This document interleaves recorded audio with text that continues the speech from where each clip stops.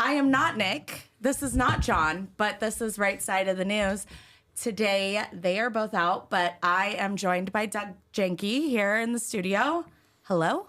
How's it going? Nick, you're a loser. I just want to make sure that is very loud and clear because I counted on you to have all the content creation today and you've let us down. So we're going to go off the wheels, off the rails, and we're going to talk about everything we can that doesn't involve you. How's that?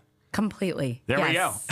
Yeah, I agree. Yeah. We're nothing. We have nothing planned. I mean, we're not talking about Big League Dreams. No. We're not talking about Kevin Cry. We're not going to talk about the wacky left and all that good stuff. Oh, well, we could talk about that all day long.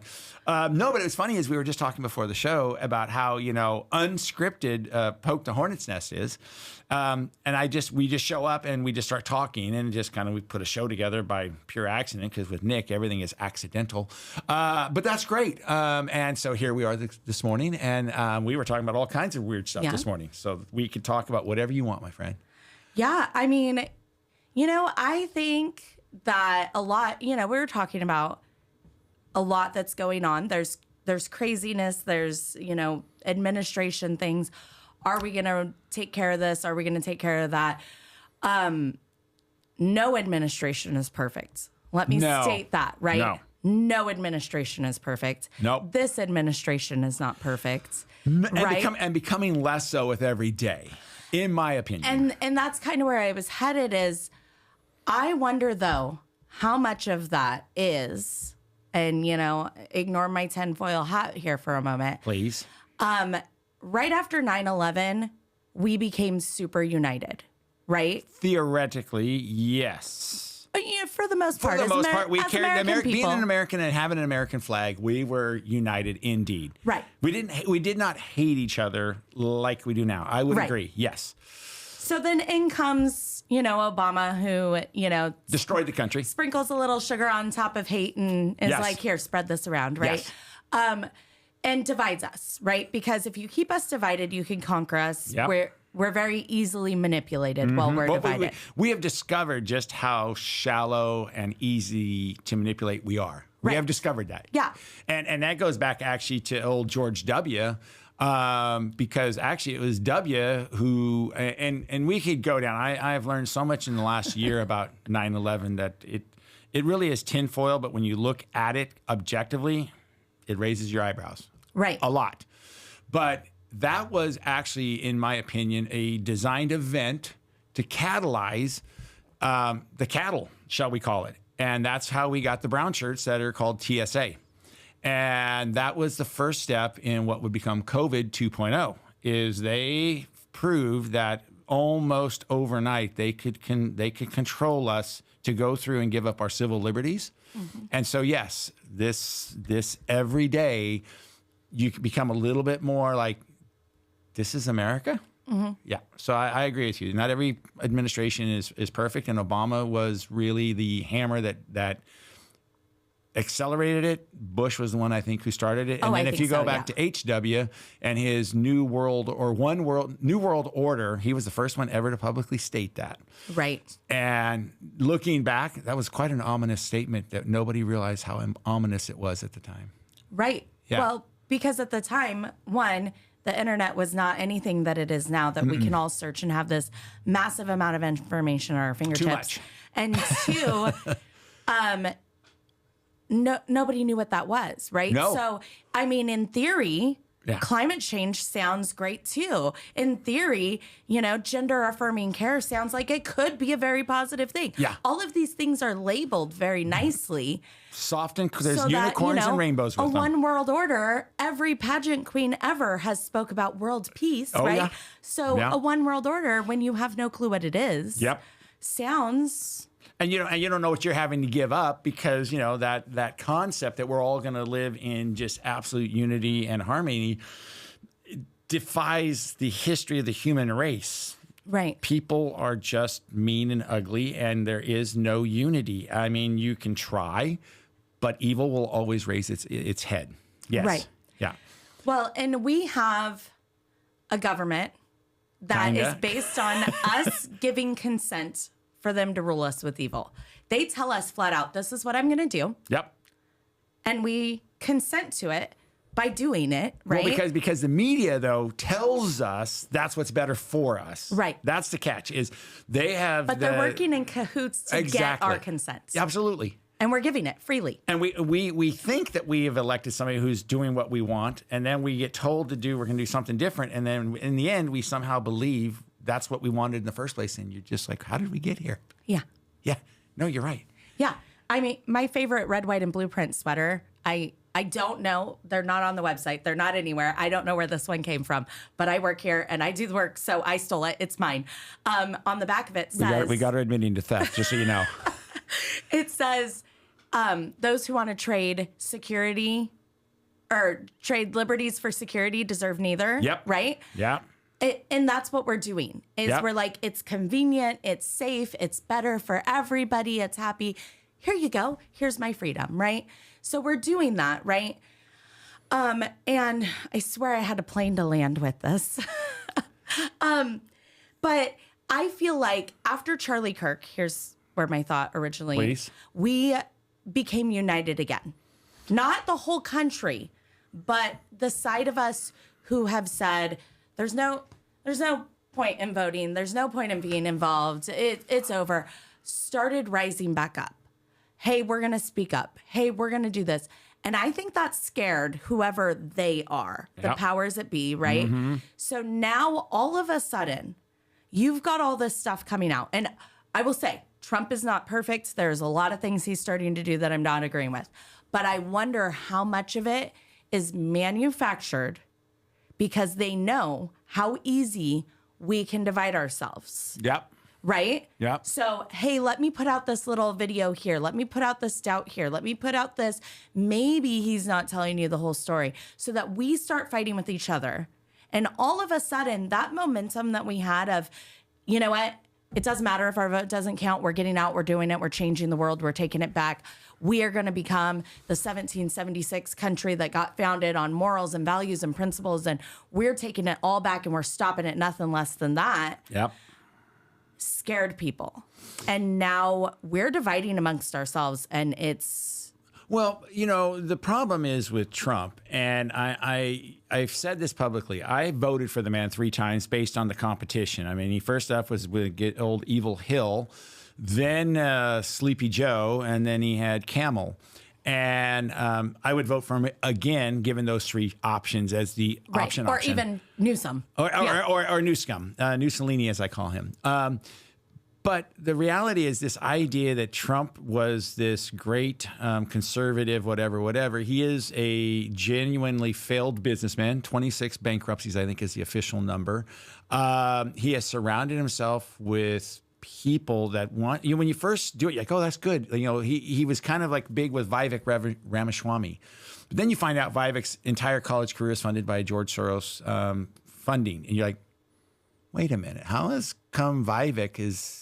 George, that doesn't make sense. And then you find out Scott Bessent is the head of the Treasury Department, and he worked directly with George Soros for maybe almost 2 decades, from what I can understand. Right. And you start to look at this, and you're going, well, Trump's not the guy that I thought he was. Right. And so for us who think a little bit, we start to look at that, and dividing us is pretty easy because you start to see what's happening through the cracks, not even in the cracks, but through the cracks. You're like, why would he have a George Soros guy in his cabinet? Why would he have Peter Thiel working up from Planeteer? The largest police surveillance state in the history of the world. Why would Trump allow that? And I'm beginning to see that Trump is not who... I mean, I've seen for a while he's not necessarily who we thought he was. And all the stuff about he groped women and whatever, who cares? He was a celebrity. Believe me, when I played baseball, I got to play with guys who had made it to the major leagues and back. And they said, when you're at that celebrity status... Right. And even the Go-Go's said that when they were touring the world, they could have men unlimited. And so when you're a celebrity, you get that. But when you step in politics, of course, there's a different expectation. And it's probably just as bad, but expectation. So we have now gotten to a point where dividing us is easier than it probably ever has been. Right. Which is, I mean, it's sad. We finally had the momentum to take it all back. We finally had, you know, people saying, we're going to overcome this. We're going to make it happen. We're going to... For me, as somebody screaming from the mountaintop, get involved, pay attention. It's frustrating. You know, we've had the people here locally that are surprised that the jail's going in next to them and the alternative custody, where I've been reporting every single week on the meetings and saying, you know, hey, by the way, today they told us there's 3 different options. And my heart goes out to them. I've been having conversations with them. I would love to teach them how to use their voice, how to, you know, have a say in what that looks like. But it's kind of a done deal. That's where it's going, period. Well, you know, the problem is liberals have effectively destroyed the West completely. I mean, we could go into a European show. You and I could have a great discussion about that. We could talk about what's going on in China, and it's a dead country. We could go through all of that. But liberals have literally worldwide destroyed everything. Kinda. Right. We allowed it because conservatives, as a rule, we don't care what you do in your bedroom. We don't care about that crap. We just want to live our life, pay our taxes, drink a cold beer, and have a life with our kid and raise our kids in a model or method that we think is acceptable. Right. And we have allowed them to do what they're doing to us. And they now have the school system. They have the university system. They have the media system. They have Hollyweird. They have, you know, they have government. And so as a rule, conservatives are really terrible people, myself included. Right. Because we just wanted to live life. We weren't paying attention to all of it. Because it used to be you had crazy Uncle Lenny. And his ideas were so crazy. No one would take it serious. And now he's leading the charge. Now he's the mainstream. And we're like, how did that? And now we're the crazy uncle. And now we're the one that's being kind of deemed crazy because we believe in the Constitution and limited government. And as much as I have distinct bad ill will feelings towards the left, and it's extreme, I have an equal frustration, like you vented just now, that we allowed it to get here. And the problem is, I'm not sure, and I'm not a defeatist. Being homeless twice and not going down the street of drugs is, fortunate. So I'm not a defeatist, but I'm also a realist. And the Hydra is so crazy big now. I don't know how we defeat it. And when you talk about the locals not understanding what was coming, and you're screaming, conservatives, that's our problem. That really is our genetic problem. We just want to live life, and we're not necessarily paying attention to the fringes, and it's the fringes that are kicking our butt. Right. And I mean, our founding fathers, again, said, here's the perfect form of government if you can keep it. Yep. And that's the thing, is if you can keep it. How do we keep it? People have to get involved. The church said, oh, that's too sticky of a situation. We don't want to be involved. Let's not touch that. Some people might not like guns, so we're going to kick out everything that somebody who's pro-gun says because, well, we can't touch that. Yep. And what happens? Well, when you leave that void, because the church used to be very involved. Oh, yeah. They had a say in what Hollywood was allowed to put out. They had a say in how things were conducted. They had a say in local government. They had a say on our campuses, right? And as there soon used as to be a prayer before every meeting, and whether you were highly religious or not, there was prayer. There was, I think, moral compass. There was public restraint. You know, there was norms that we followed, and it was kind of based on the biblical, do unto your neighbor that you would have done unto you. We've lost that. Well, I mean, we had a clergy woman. I say that because I think that's the most blanket term for pastor. I'm of the belief that a woman shouldn't be the pastor. I'm from that time. Sorry. That's okay. I don't hate you for it. And I probably wouldn't vote for a woman president, unless my options were Gavin and, Sarah Palin. I'm going to go dig up Margaret Thatcher. I think that of the female leaders, I might go for Margie. I might vote for her. I think Maggie was pretty good. If we could get her one of those Elon brains, I'd be for it. Yeah. But I just feel like there are gender roles. And I will never argue feminism. I think it's been a huge part of taking our country back. Yeah. So I, and hate me for it if you will, but I don't care. But this woman, clergy person, she opens our board of supervisors in prayer, right? And then sits down, takes off her whatever her- garb that yeah. makes her special, Yeah. puts it in her bag, sits 2 seats away from Nick, and engages with him the entire meeting. I actually filmed part of it at one point because they're trying to have a conversation up on the dais, and she's leaned out into the aisle yelling at Nick, telling him what a terrible person he is. And so our From the religious church, from leaders, the church, for the record, that we Yes. accept everybody. Our religious leader that just led prayer for the Calling community, for unity. is taking part in the disruption and the chaos, right? Yeah. And so we've now not only become a church of apathetic losers Yep. who won't be involved because, well, God's got his hand on every leader. Well, God had his hand on David too, but unless he picked up the stone, he wasn't going to beat Goliath, right? Well, and the problem is nobody wants to be that person, but somebody should have stood up and just said, you two both, Nick as well, shut up, have some respect. If you guys want to argue, get the blank out of the room, but respect the process, okay?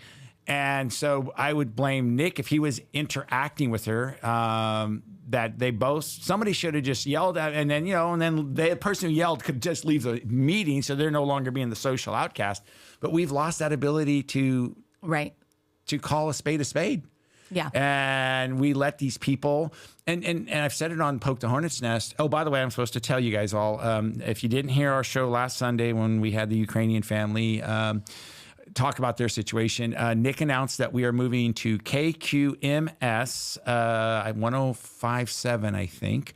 And we're going to be there next Sunday from 9 to 10. So we will no longer be on KCNR. It was a news flash to me. It was a breaking news that I was the breaking news and I didn't even realize it.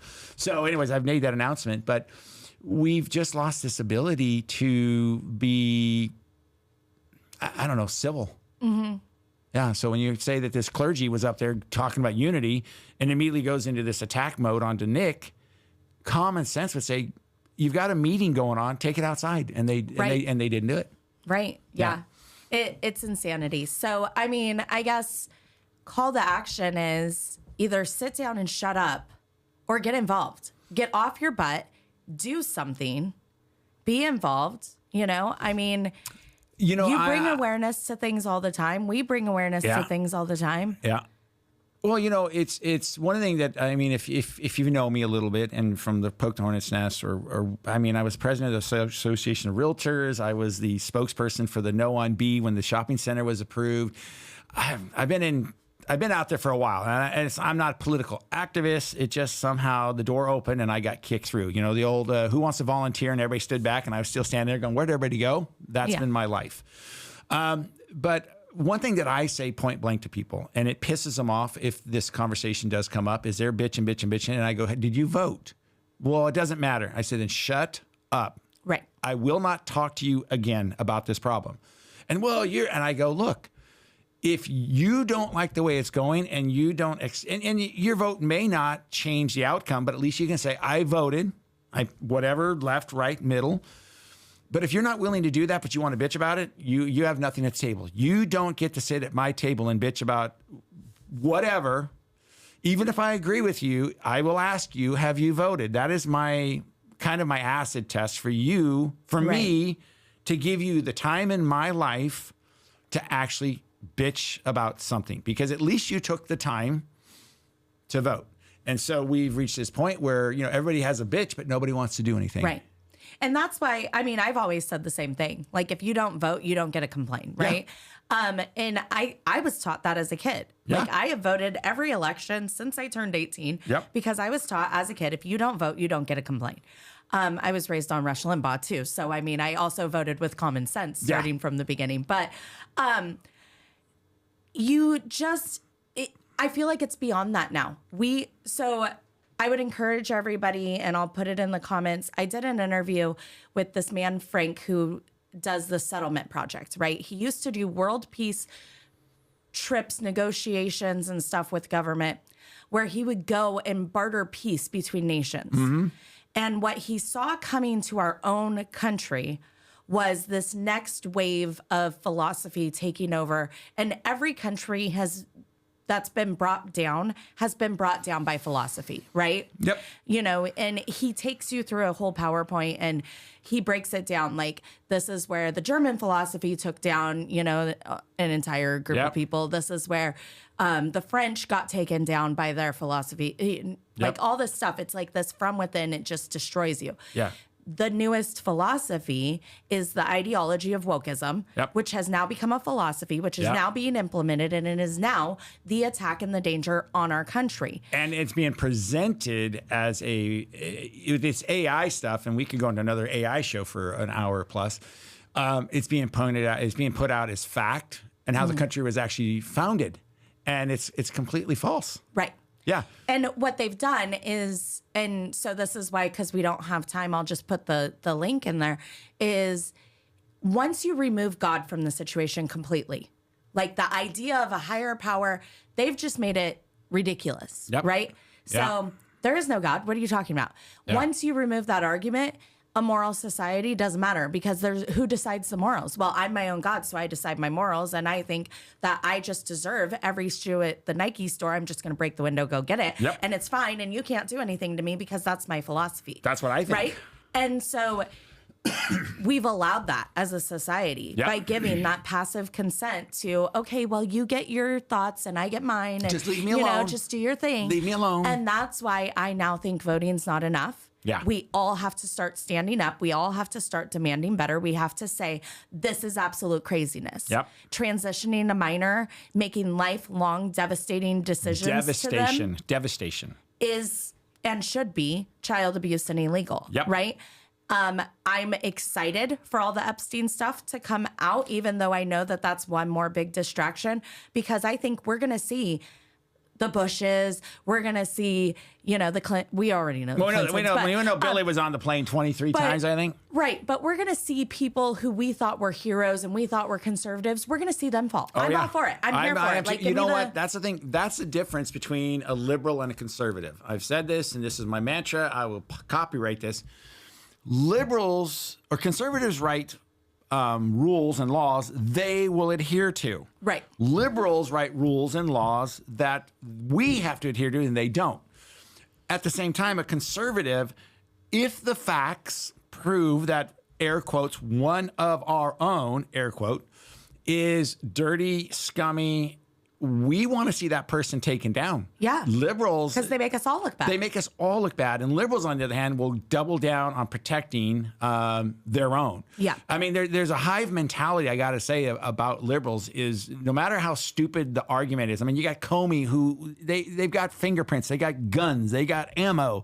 They know him and Clinton and Obama orchestrated Russiagate. They know it. It's beyond a shadow. There's beyond reasonable doubt the man should be held for treason and whatever crime or whatever punishment they give him. But they double down on protecting him and saying this is some kind of political witch hunt.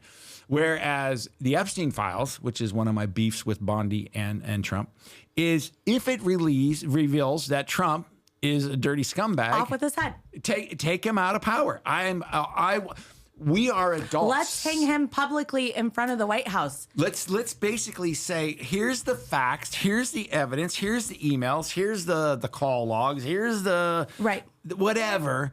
If it implicates Trump or some other top level, I am all about get them out of the system. Yep. And that's the difference. They want to continue. And I got to be honest, now that you had brought it up, that's one of the things I'm really having a problem with Trump and Bondi is we were promised everything.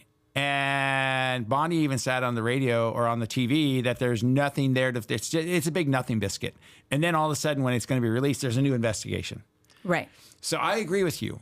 If it reveals, when you lift the lady's skirt and it reveals there where Trump was there, take him out. Okay. Yeah. And we've lost that. Yeah. It's all about obstruct, confuse, distract, and we've lost the ability to be honest. Yeah. And it's scary. You know, and I've got the dancing Trump shirt. I've got the Trump ball.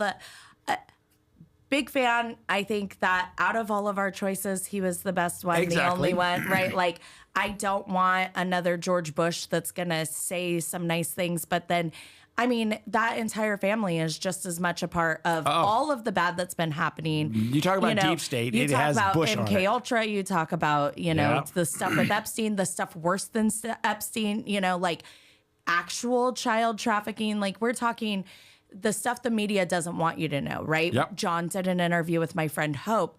And every time she does an interview, it gets squished down. Why? She was sold to Epstein at 5 years old. That's not a narrative they want out there. No. Dealing and diddling with teenagers, that's icky. And it's, but, you know, we're all going to kind of turn a blind eye because they're trying to sell pedophilia as a normal Well, yeah, that's sexual become the new orientation, norm. right? That's the new Hollywood norm. So that's icky. If they actually let out all the women and kids and men, because it was boys and girls, who were affected at 5 and 6 years old, and those stories started getting out, we as people would be and should be outraged. Yep. That, you know, dignitaries and, you know, Well, and, we're coming and through. again, that's where things are so believably disbelievable. right. Is, you know, when you mentioned Charlie Kirk earlier, I mean, no sooner that the man was dead, then things started coming up that you have to scratch your head and go, well, wait a minute, that's an exit wound. That's not an entry wound. Why didn't they do an autopsy? Well, on Epstein, you know, there's so much Right. bad that we tend to almost disbelieve it because you go, there can't be that much bad or evil, and it's all around us. It is. And we as a normal person, you get down in the dumps because you can't believe it's happening. Right. Well, and, you know, we got to wrap up. Okay. But I mean, they put it out there for us. Again, like I was saying with that informed consent, here's evil. This is an evil law. It's going to take away all your rights. Can I have it? Yeah, sure. Here, take it. Right. Absolutely. They're doing it with the evil stuff. You know, they have celebrity parties where they're, you know, drinking out of the cups that look like body parts, and they're, you know, they've got bodies laid out on the table, and, you know, oh, it's all theatrics. Is it? Well, I or mean, is it them telling us what they're doing and just trying to normalize they're doing it for voyeurism. I mean, P. Diddy is serving time, a lot less than he probably should. They got him not on the fact that it didn't happen. I mean, it did, and they got him for prostitution or whatever. But the fact of the matter is, what you were hearing, you're like, no, people, you know, Justin Bieber, out. Nobody said that didn't Right. happen. And we've just now become accustomed that we're going to expect it to happen. Right. We've been conditioned to accept the unacceptable. And that's what happens when you remove morals and church and everything else and good people. I'm not saying you have to be a Christian to be a good person, but I'm saying if you're a good person who has a common sense mindset, you can no longer sit by and do nothing. That's why you must vote. You absolutely must. That is Even if it doesn't change the mandatory. outcome, you've got to have that vote, because then at least you made the effort. right. You know, you get That's the the you get the minimus. participation trophy Yeah. for at least trying. Yeah, that's the minimal requirement to being a good person is you have to go vote. Yep. Secondly, you need to get out there and do something, whether it's educating your neighbor, hey, this really is happening, whether it's, you know, joining a group, being part of a campaign, running for local office, just reading your local agenda and telling your friends, hey, did you know this is what's coming up? I don't care what level you get involved, but the time of just sitting back and doing nothing is done. Like, Our country hangs in the balance. yeah. That's all I can say. Absolutely. We're one generation. I mean, Reagan said we're one generation from being over if we don't figure Well, it I out. can tell you, Europe is dead because they didn't get involved, and their generation is now. Yeah. And we're one behind them, barely. Yeah. Yeah. So, yeah, we could go on for hours on this one. Yeah. Yeah. I think so. I think we found our talking point. Yes. All right. Well, thank you. John and Nick should be back next week. Everybody enjoy your holiday. We will hear KQMS. KQMS, is the 9 new to home. 10, every other Sunday. Well, at least for me. I think Nick's going to be doing every Every Sunday. Sunday. So every other Sunday, I will be on with Nick. And if you want to hear my whiny, bloviating voice, that's when you could hear it. KQMS is the new home of Poke the Hornet's Nest. Yeah. All right. Thank you so much. No problem.